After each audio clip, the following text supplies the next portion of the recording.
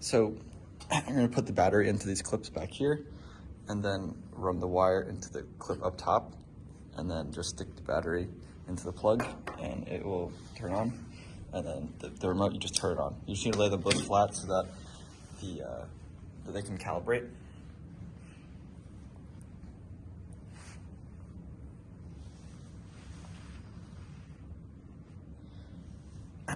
So the drone is calibrated and the remote is also calibrated.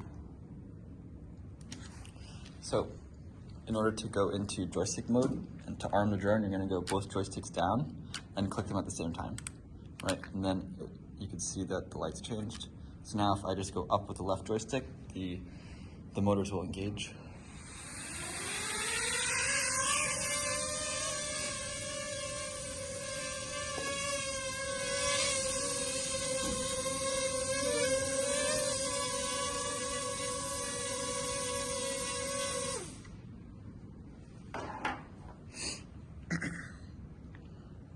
And then to force end the motors, you click both of the joysticks at the same time while it's flying, and it'll cut all the power.